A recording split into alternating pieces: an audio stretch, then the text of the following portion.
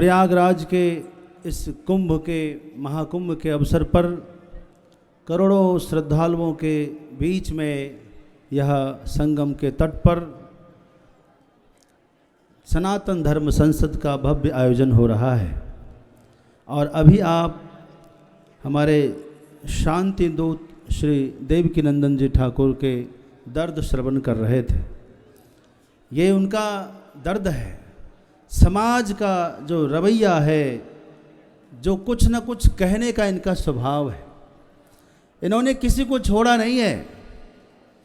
इसलिए मेरा ये कहना है, अच्छे लोग यदि पद पर नहीं रहेंगे तो बुरे लोग रहकर भी क्या कर लेंगे। इसलिए सबसे पहली बात तो ये है कि अच्छे लोग मौन ना रहें, जरूर बोलें। विधर्मियों को बोलने का अवसर ही ना दें। विधर्मी लोग तब आगे आते हैं जब हमारे अच्छे लोग आगे नहीं आते हैं, मौन रहना स्वीकार करते हैं।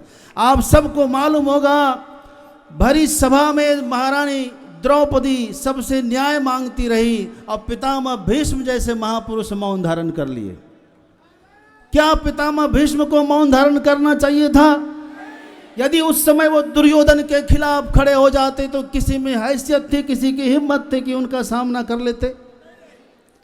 द्रौपदी को न्याय अवश्य मिल जाता, लेकिन उस समय उनका मौन महाभारत को एक आह्वान दे दिया।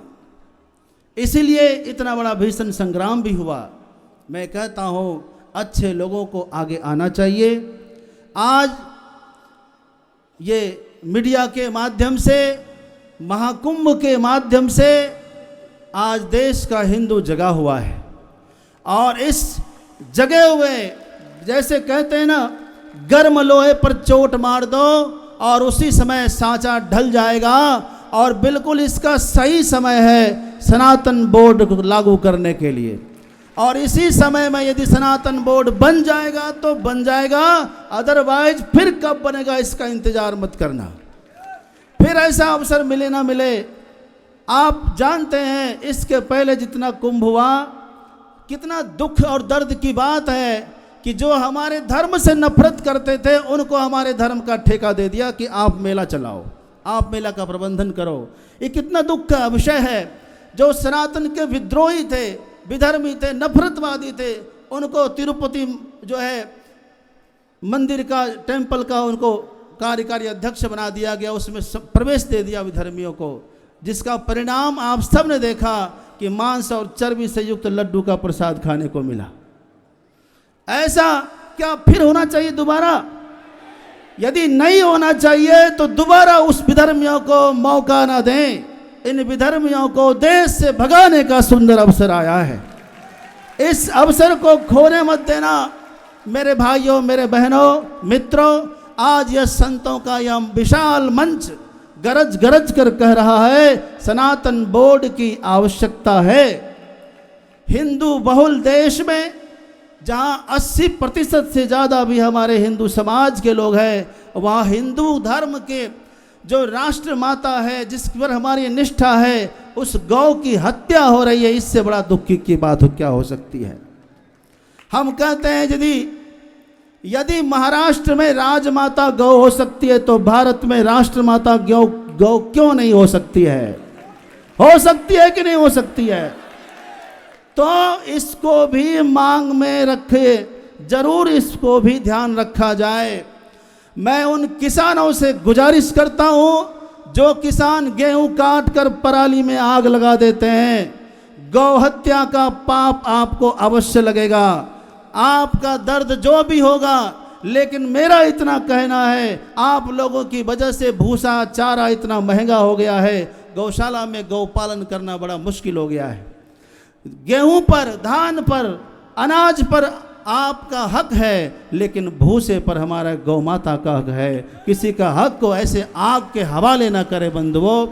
उसे आप गौशाला में दान दें, आपको बहुत आशीर्वाद मिलेगा। गौ माता के आशीर्वाद से आपकी फसल लहलाएगी, आपके घर में धन धान्य परिपूर्ण होगा। और जो गाय दूध ना दे, उस गाय को यदि हिंदू होकर आप बेचते हैं तो आप क्या कर रहे हैं, जरा सोचिए। जिस गाय को आप रख नहीं सकते उस गाय को आप बेच रहे हैं, वो पैसा लेकर आपसे ले रहा है, क्या वो पालन करेगा? किस लिए ले रहा है आप नहीं जानते?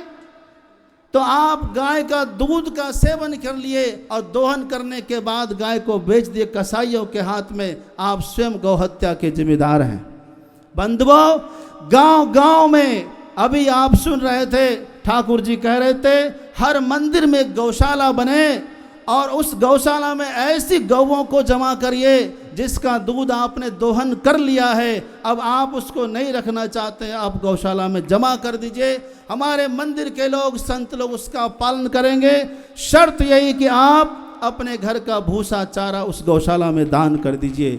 गायों का पालन आसान हो जाएगा, धर्म रक्षा हो जाएगी। इस देश में जब तक गौ हत्या होती रहेगी सनातन धर्म का देश नहीं बन पाएगा। गौ हत्या पर बल देना चाहिए।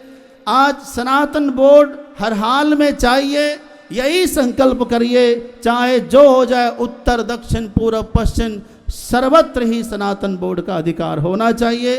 हिंदू सनातन वैदिक धर्मों का यही मांग है और यही इसकी ज़रूरत है। अधिक समय ना लेते हुए मैं सभी पूज्य संतों को वंदन करता हूँ, जगत गुरुओं को वंदन करता हूँ, आप सबके लिए शुभकामना करता हूँ। हर हर